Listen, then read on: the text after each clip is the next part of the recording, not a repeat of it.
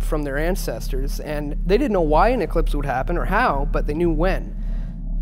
So they would say, okay, everyone, you have to worship me as your divine leader and your God. Well, I don't want to do that. Who are you? You're just another guy. Why should I worship you? And then he would say, okay, well, if you don't want to bow down to me, then tomorrow I'll get my God to eat the sun and spit it back out. So the next day when the eclipse would happen, everyone would just marvel and say, oh my God, this guy must be our divine leader. That day comes by, there's an eclipse, everybody freaks out, and they end up doing as the ruler says, either way they want it or not. Now, there's absolutely no way that we can tell for sure they were doing this or saying that. I'm just trying to show you the potential use of the knowledge in the hands of 5 or 10% of the population. Just manipulation of the information to control the masses. Pretty much what we have today. Yeah, I was going to say that. Turn on the TV. Just the TV, that's right. Media now. They create order out of the chaos they create. Basically what they do is they take a stable society of individuals who are doing their own thing. They're making a little love, making a little money, making a few mistakes, and living within a given system. Then they introduce radical changes to that system. They introduce radical new ideas. Our enemy is a radical network of terrorists and every government that supports them. They introduce radical new threats. The people of the United States and our friends and allies will not live at the mercy of an outlaw regime that threatens the peace with weapons of mass murder. We will meet that threat now with our Army, Air Force, Navy, Coast Guard, and Marines, so that we do not have to meet it later with armies of firefighters and police and doctors on the streets of our cities. And they get all the people prepared to make entirely new decisions and think in entirely new ways that facilitate more plans for more control by the people at the top. You're free, and freedom is beautiful. And, you know, it'll take time to restore chaos and order, but order out of chaos, but we will. Create a crisis, terrify the people into going for a solution that you suggest, which gives you more control. It may temporarily keep the people safe, but in the long run, the people don't know that you engineered the crisis, so they trust you even more, and they get habitualized to accept the next crisis and the next move towards more control. You've got to look at who benefits from that, because the people that benefit from that may have engineered it in order to bring order out of chaos.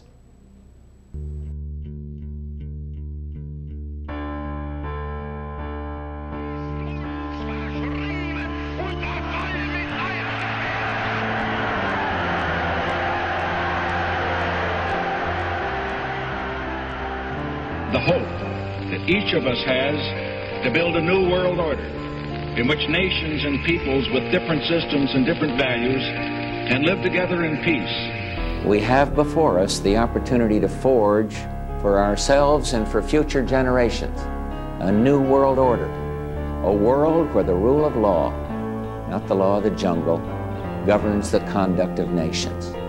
Now we can see a new world coming into view. A world in which there is the very real prospect of a new world order. It is a big idea, a new world order, where diverse nations are drawn together in common cause to achieve the universal aspirations of mankind.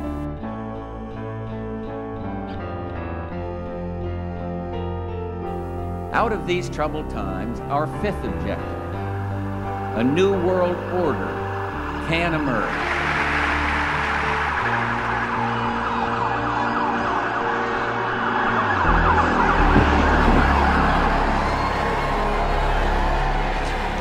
There is a chance for the President of the United States to use this disaster to carry out what his father, a phrase his father used, I think, only once, and hasn't been used since, and that is a new world order. There's a need for a new world order. In the next few years, a solution will emerge, that people will look into that cauldron and decide that they have to learn their limits.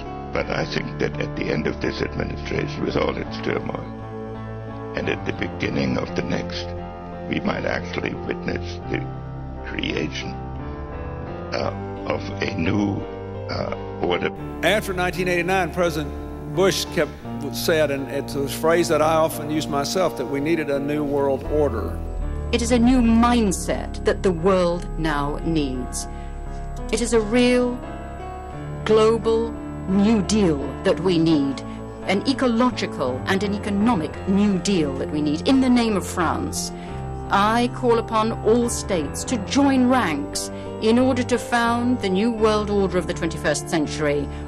I think a new world order is emerging, and with it the foundations of a new and progressive era of international cooperation. We need a world of shared global rules, founded on shared global values. When we are successful, and we will be, we have a real chance at this new world order, an order in which a credible United Nations can use its peacekeeping role to fulfill the promise and vision of the UN's founders. The New World Order essentially is an agenda. It's a plan to unite the world into one, whether it be one world government, one world cash system, one world religion. It's all about uniting everything into one. They call it the New World Order, and that's what they're trying to create. Essentially, different power blocks from around the world decide to get together and agree to carve it up amongst themselves with a system where they all profit and the whole world is fooled into believing something else.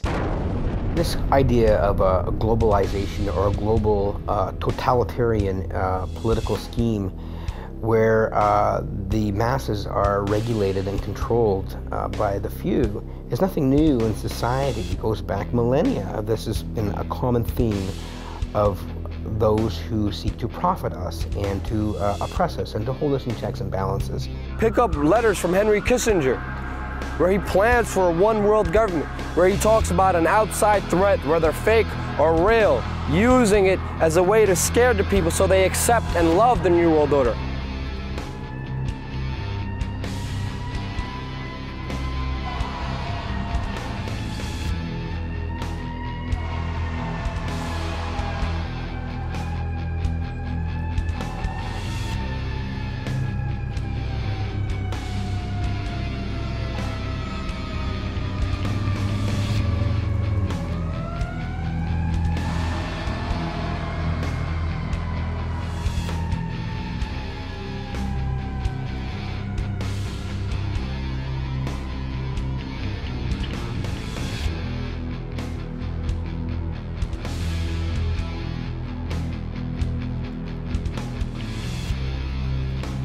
The North American Union, it can help them move into a global economic system, a global political world, where they can destroy all borders, where there'll be no Mexican border, no Canadian border, but we'll all be under a world system.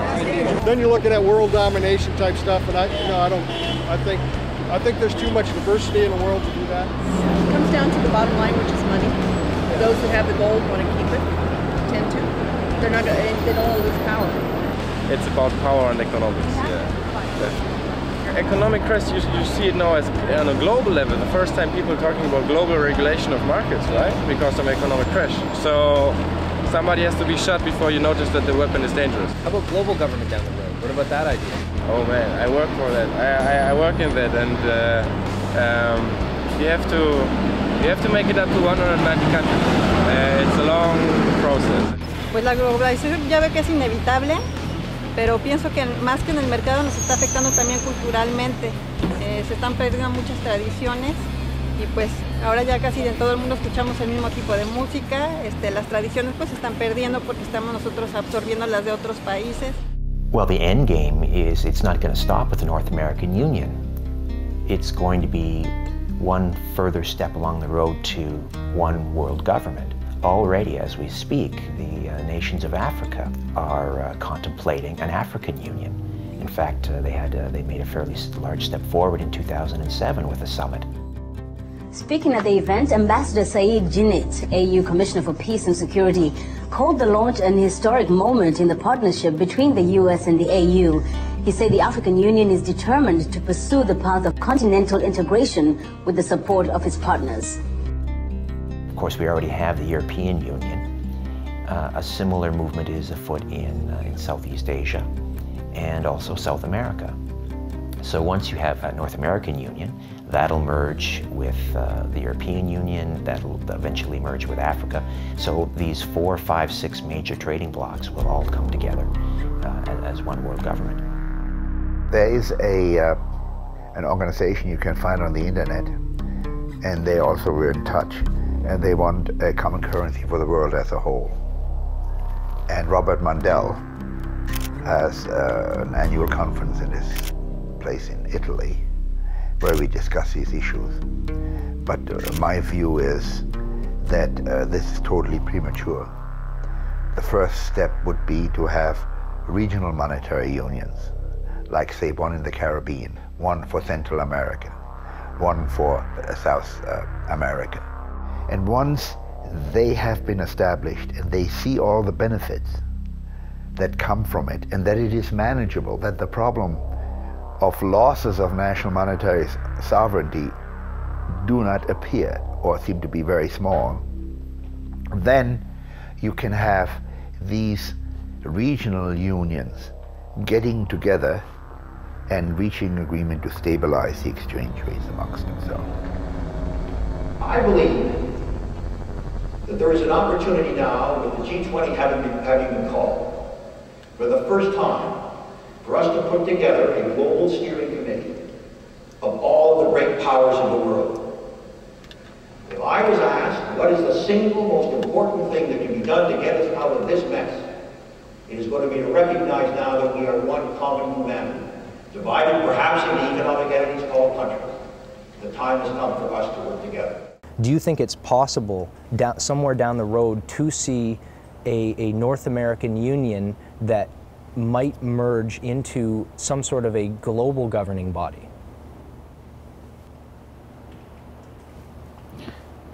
One world government? Yeah.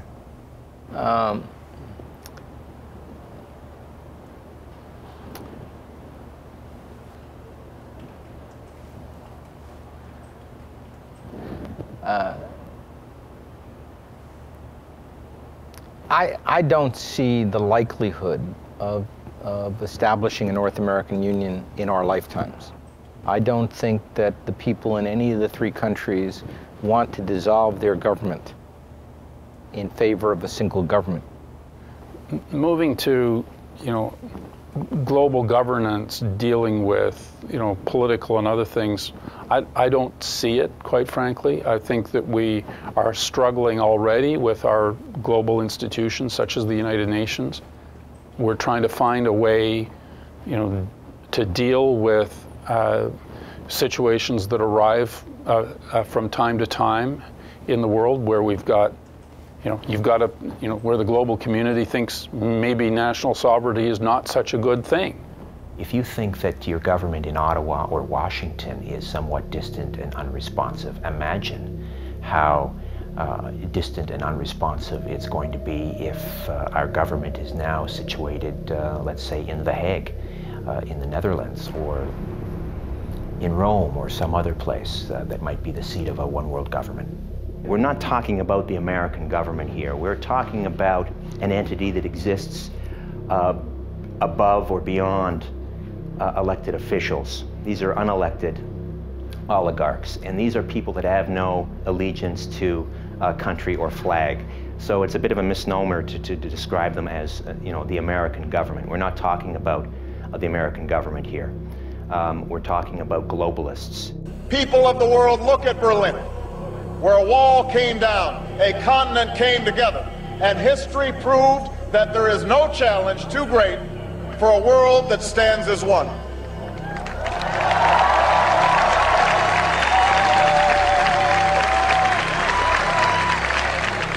While the 20th century taught us that we share a common destiny, the 21st century has revealed a world more intertwined than at any time in human history.